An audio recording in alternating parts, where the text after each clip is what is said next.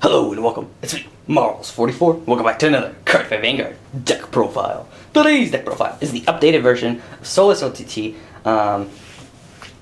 the Witches version, the confusing Witches, because their names, CoCo and CooCoo, it's pretty freaking cuckoo, like, such a difference in names, oh.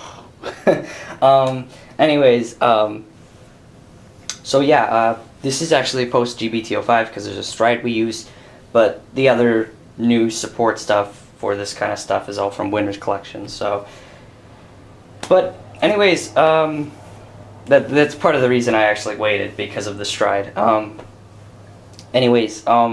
Yeah, pretty strong deck, very viable. One thing I find with it is it's not as aggressive as I'd like it to be, with all the pluses you get. So I feel like the other version's a little better. The other version will be coming out next week. It's the Susanoo one, because Susanoo got her own support as well. So it's Susanoo, CoCo, still Soulless OTT. I find that version's a bit better, but they're both viable. They're both strong decks. So you can run this version if you'd like. You can run the other one if you want, and yeah, they're both good. So choose whichever one you want and play it, right? So without further ado, let's start. So our starter, Little Witch LuLu, Emptying the Soul. Both grade 3s need it, and that's the Oracle starter. That's all I need to say. Anyways, 4 of our starting Vanguard, Scarlet Witch CoCo. Nothing to be said, just nice +2. And then 4 of a new card that's very, very similar name, Red Rose Witch CooCoo. I think that's how you spell it, don't quote me on it, but their names are so close. Like, CoCo is spelled C-O-C-O, CooCoo spelled C-O-O, C-O-O, so I assume it's CooCoo. I mean, like, she looks kind of cuckoo, so I guess. Anyways, what she does is counterblast 1 when this unit is placed on Vanguard or Rearguard, and if you have a Vanguard with Witch in its card name, and the number of cards in your soul is 1 or less, you pay the cost. If you do, draw 2 cards, choose a card from your hand, and discard it. And she's a nice 11k as well, so that's pretty nice. She's good, get a +1.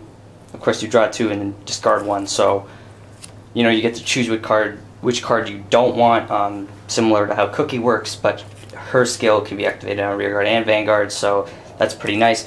Normally, all you'll get, I'll show you what you normally get for these two. So you ride CoCo first, you ride into CooCoo, use her skill as well, so that's a +3 right there, and then with LuLu that's +4, and then you get to call 1 on Rearguard. That's normally all you'll get. You could get another on Rearguard or something, if you get the chance, but that's normally all you get because of stride. But it's pretty solid, and it gets you, the pluses you need. So yeah, pretty strong cards. I'm hoping this deck gets some more support though, because in the future, because I do like the deck, and even though I prefer the other one, this one is fun. I just wish it had a bit more something, a bit more oomph to it, right? Anyways, moving on to grade 2 is 4 of the new card, Rigid Crane. So what this card does is Oracle ability. What the Oracle ability is when you have 5 or more cards in hand, its ability goes off. So normally this card will most of the time attack after your Vanguard attacks, to ensure that, which isn't too bad, especially for what it does with the pressure. Give power-ups to this guy, right? You normally attack with Vanguard first anyways. So what it does, during your turn, this unit gets +2k, and auto Rearguard when this unit attack hits a Vanguard, you get to unflip 1 damage, it's Soul Charge 1. So Soul Charging seems like a bit of a concern. It's actually not a concern. This is really important because of the damage unflipping, the beater, because the G-break beaters are kind of crappy, and then also just the soul charge, you can use it in a way to get more shield with another card that I will show off after, but you normally only hit like 1 per game anyways, so it's not really a big concern, but that 1 unflipping damage does let you, use off another CooCoo if you can. So you call CooCoo as much as you can, if you don't need to drop her for anything for stride, or yeah, so you do that as much as you can, just because this card can unflip. Then we have 4 Silent Tom, pretty standard. And then we have 3 Promised Daughter. So I hate playing 11 grade 2s in this deck because of how much it draws. I prefer playing 12 grade 2s always, especially with, you know, Tom. But the grade 1 lineup's really tight, and there are really no other good grade 2s to play in this deck. Promised Daughter is pretty big though, so run 3 of her, no more, no less. She's good for, of course, finishing games, but also with, you know, the new stride unit, you can hit some pretty important marks. You can hit 21 or 26, so that's really, really big with her. She's the only one who can jump to 26 because of her skill, and especially with how many pluses you get in this deck, you can afford to lose a couple cards just to put on more pressure, especially with certain things you could do. It is a bit situational, you know, about how many cards you want to drop, like how many times you want to do it, but it's definitely a really, really strong card, and yeah, just quite consistent on putting on that pressure. And it's a nice combo with Rigid Crane and the other card that gives you more shield, because it's like you can afford to drop the card too with the extra shield card, right? I normally hit 1 Rigid Crane per game, so. Okay, we have 4 damage on flipper perfect cards, not these ones. Perfect cards are the hardest for me to get, always for me.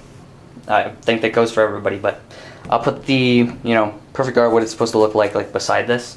So I'm going to push it up, it'll be over here. Put a picture of it, just so you know what it looks like, right? We have 4 stride enablers.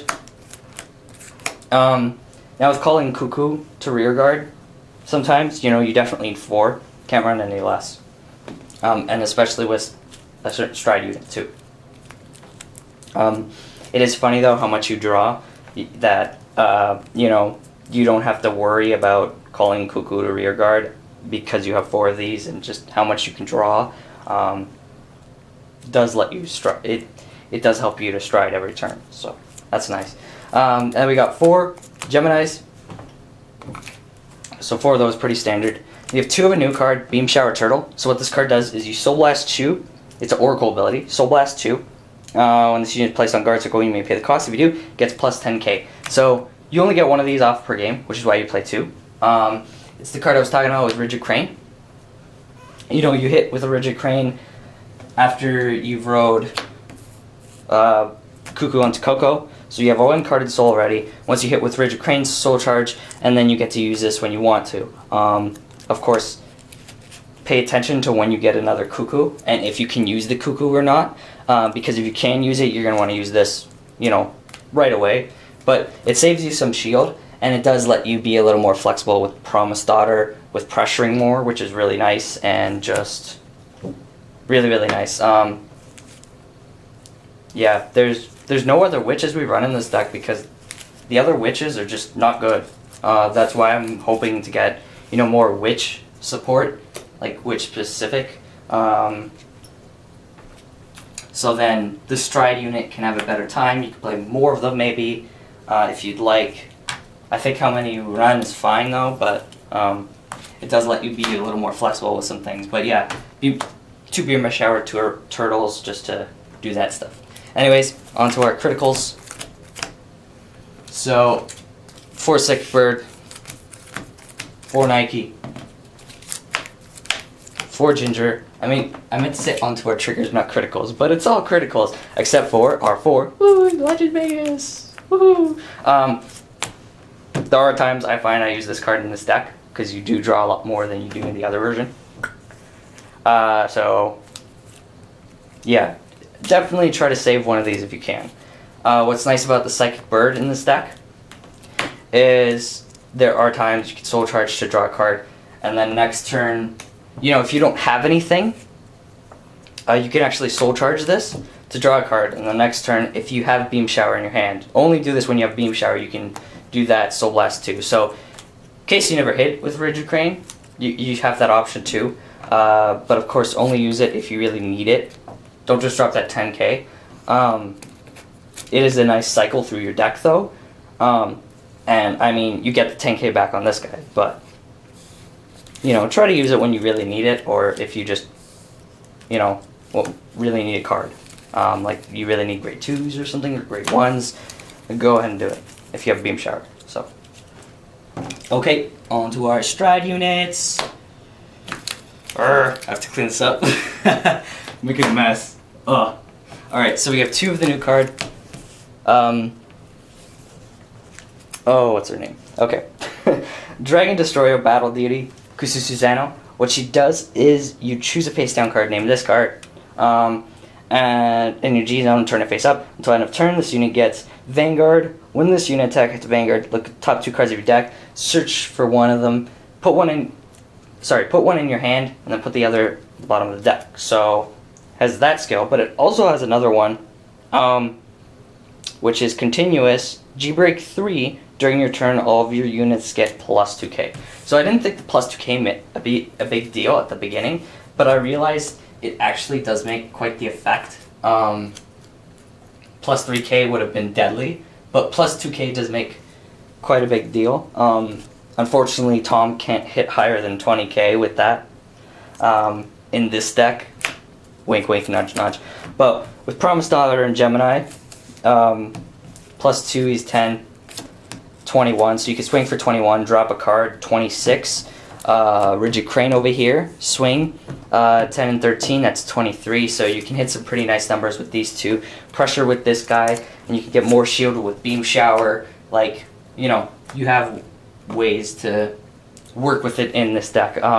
It's definitely so much better than the other one, but you know, you have another card to make up for that at least. The Stride lineup is very tight, and all the cards are pretty much needed. There are a couple cards you can switch out, so I'll let you know in a second.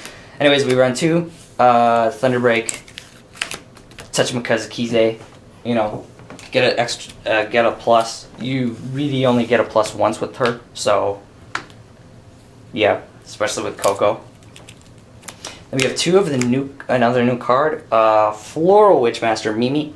What she does is when she's placed on Vanguard, if you have a hard card with Witch, you choose a card with Witch and its card name from your hand to discard it, and you may pay the cost.